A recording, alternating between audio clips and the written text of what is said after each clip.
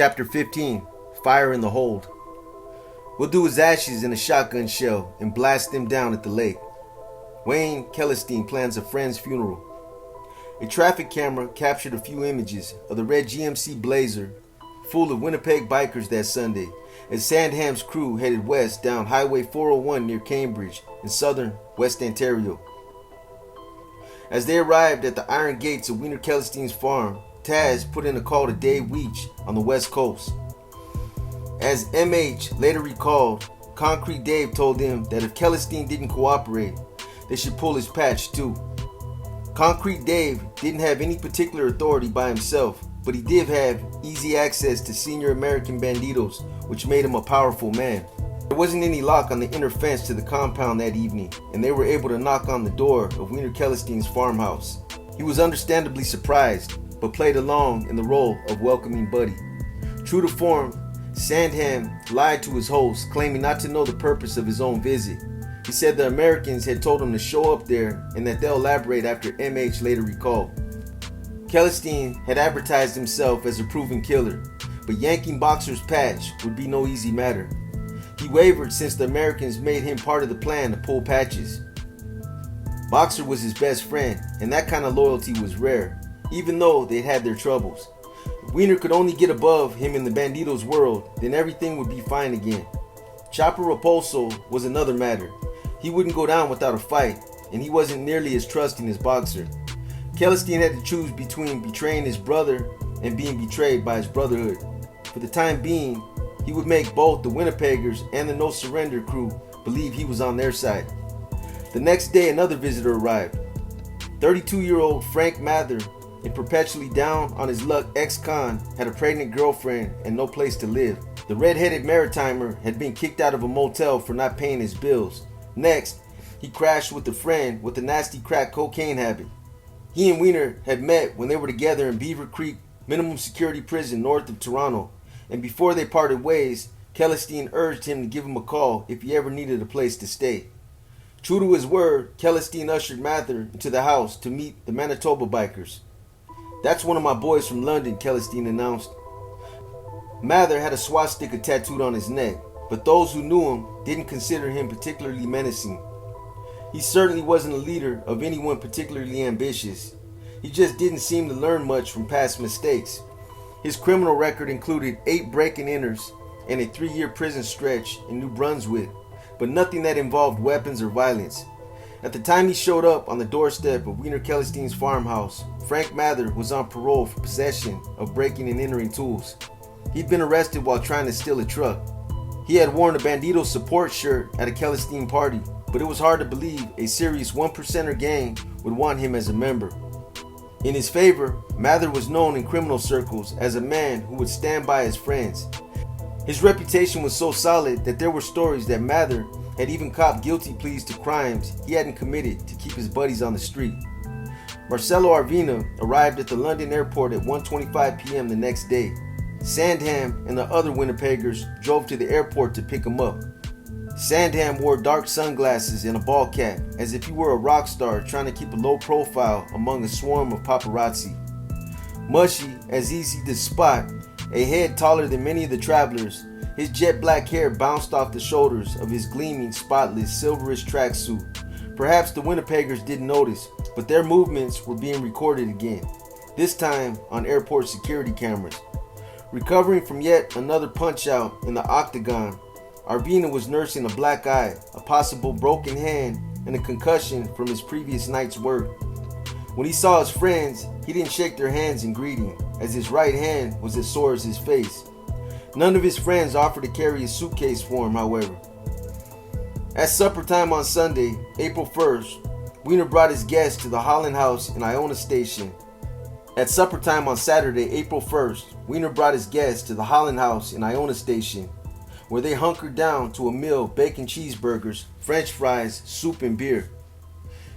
"These are the guys from Winnipeg," Kellerstein announced to owner Marty Agnat, and his words didn't sound like anything particularly notable at the time. He explained that the men were in the area to work on the new bingo hall at the nearby Chippewa of the Thames First Nation.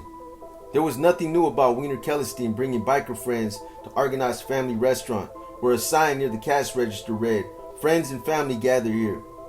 Over the years, Celestine had occasionally taken members of the Outlaws, Annihilators, Loners, and Bandidos to the eatery. During his visits, Celestine seldom wore gang colors, and he always seemed to respect a rule laid down by Argonaut, which forbade them from discussing biker business. Once, through a quirk of timing, Celestine and a group of his biker friends happened to arrive at the restaurant shortly after about 5 dozen members of the Blue Knights, a motorcycle club made up of New York State cops. The stage was set for a nasty confrontation, but Celestine and his biker buddies chose to socialize instead with the visiting police officers. Other times, Celestine brought strippers from East London. Argenton later said, "He was just another farmer. He was just a regular guy. You'd never know he was anything else. I've never found him scary. I've never seen him misbehave." That Saturday evening with the Winnipeggers, there was something about Frank Mather's twitchiness and mumbling that gave Argonaut the creeps. There was also something threadbare about the entire group. They were clearly tight for funds on a tab that came to about $10 per head. Mushy seemed to have some level of responsibility in the group, as it was the tall black belt who scraped together the funds to pay for the meal, with not much left over for a tip. It hadn't been a particularly memorable evening, but within a few days, Argonaut would be pressed for details about it from reporters from Chicago, Toronto, and other faraway spots who were hungry for any tidbits of information about Wiener Celestine and his associates for publication in newspapers around the world. Early the next week, Celestine took the Winnipeggers with him to the reserve after hearing that someone had stolen a trailer of cigarettes and driven it there. He dabbled in the illegal cigarette business and was on close terms with the reserve's gangster element, and now went to pick up the cigarettes for resale. Taz Sandham scraped his red Blazer on the trailer, pulling up to the gas station there. To make things worse, when they opened up the stolen trailer, there were no cigarettes inside, just 200 or so frozen pizzas. It was a disappointment, but stolen frozen pizzas were better than nothing at all, so they took them back to Celestine's farm where Sandham worked, unsuccessfully, to fix the damage to his Blazer. Sandham did most of the driving, and after a few days, Celestine gave him some Ontario license plates to put on the red Blazer. By then, anyone who noticed the bright red SUV would likely be curious to know why it now bore Ontario license plates. But it was Taz's idea to make the switch. He thought a lot about things like that, as if he were really a spy or a cop. He also chose to park the Blazer along a wooden fence behind the farmhouse, so that someone, say a police officer on patrol, couldn't easily spot it from the road.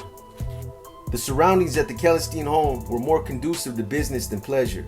The toilet was wonky, the blood-sucking wood ticks seemed to be everywhere, and there wasn't much to eat beside the stolen pizzas. As junior members of the club, Bull Gardner and Arvina were expected to fetch water, cook pizzas, wash dishes, and perform such general chores as chopping wood. At one point, Celestine sent Gardner out on a search for a pickle tree to bring him back a snack. It was good for a laugh at Bull's expense. As a junior member, however, Gardner was powerless to tell Celestine his request was absurd, even if he realized it. Far better to look like an idiot than be attacked for being disrespectful. If the jokes fell a little flat, it was because the grim task of betraying their so-called brothers hung over everything they did. They would eventually have to get around to the business of pulling the patches of the No Surrender crew, and no one relished the prospect of trying to get them, particularly Boxer, to give up their beloved fat Mexicans. With Lenti now out of the club, the now deposed president was clearly the most physically threatening member of the group. Indeed, someone floated the idea of enlisting Boxer to help out. If he fell in with his old friend Celestine, the reasoning went, the rest of the No Surrender crew wouldn't prove much of a threat at all. But that was no more than wishful thinking. The problem with Boxer was his loyalty. There was no way he was going to betray his entire chapter in favor of the interlopers from the Manitoba. Everything depended on how they handled the hard-nosed president, and Celestine knew that nothing they came up with promised to be easy. He was really worried about Boxer, MH said later. Despite the seemingly implicit marching orders from the Texas chapter, Celestine thought he could reinterpret the plan to suit himself. He definitely wanted Bam Bam Salerno, Mikey Trotta, and Chopper Raposo out, but thought he might be able to spare Pony Jessom, Crash Carias, and Big Paul Sinopoli. He didn't particularly like He didn't particularly dislike Trotta, but considered him to be a close friend of Salerno. Little Mikey, him, and Bammer were kind of a package deal, MH said later.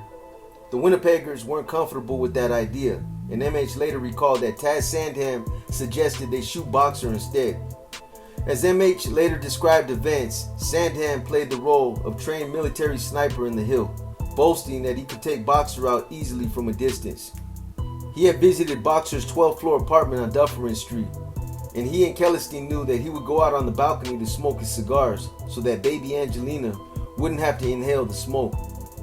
Though the Bandidos had dismissed Joey Crazy Horse's killers as cowards for shooting him in a face-to-face confrontation, Sandham argued that the way to deal with Boxer was to assassinate him while he had his guard down. Ironically, as his murder was being discussed by his brothers, Boxer was pulled away from the club by his love for his growing family and a rekindled passion for the gym. He had only been a 1%er for 8 years, but that was long enough for him to realize that not everyone in clubs shared his love for motorcycles or understood that brotherhood was more than a word. Boxing clubs were a brotherhood too, and Boxer was feeling a pull back to the ring for the training and the coaching. After sliding into drugs, he was now cleaning himself up with regular workouts that were growing tougher and more satisfying. Around this time, he wrote his little brother Joe an email that read, "Bro, I started working out at a boxing club. I'm 48 years old, but I've always loved to box. It's like riding a bike. You never forget. I train harder than most because I know the hard work it takes to fight. I enjoy it and it's relaxing, just like medicine." While Boxer was hitting the gym, unaware that the Americans had already pulled the plug on his presidency, conspirators from inside the club in Canada were polishing off another frozen pizza and putting the finishing touches on their plan to carry out the club's dirty work. Eventually, the Winnipeggers settled on the idea of pulling the patches at a club meeting that Friday at Kellerstein's farm. From that point on, whether Boxer would be shot or recruited depended entirely on his interpretation of the 1%er code. If Boxer meant what he had been saying all those years about loyalty and brotherhood, he would be heading to his doom. The closest payphone to Wiener Kellerstein's farm was at a gas station in Dutton, a few minutes up the road from the Iona station. It was here, early in the Manitoban's second week in Ontario, that MH did something that could have gotten him killed. He placed a call to Winnipeg Police Constable Timothy Diak. MH had known him for several years, and it went without saying that if the other bikers learned of his call to the police, there would be deadly consequences. The Winnipeg police officer later wrote in his notes, MH explained that the status of the Toronto chapter was to be pulled. That sentence alone might have been enough to ruin the Winnipeggers' plan. A phone call to the Ontario Provincial Police could be made. The 120-member biker enforcement unit could be deployed. There could be surveillance, more phone taps, and a roadblock outside the Wiener Kellerstein farm. But none of those things happened, and the Manitobans' plan lurched forward. For MH, there would be plenty more chances to inform as the killers readied themselves. Once, he said, he got Diak's voicemail. A second time, he recalled, Diak's voicemail was full. You weren't able to leave a message. On Wednesday, April 5, 2006, a police wiretap intercepted a phone call from Wiener Kellerstein to Cameron Acorn's mother, Sharon, shortly before 2 in the afternoon.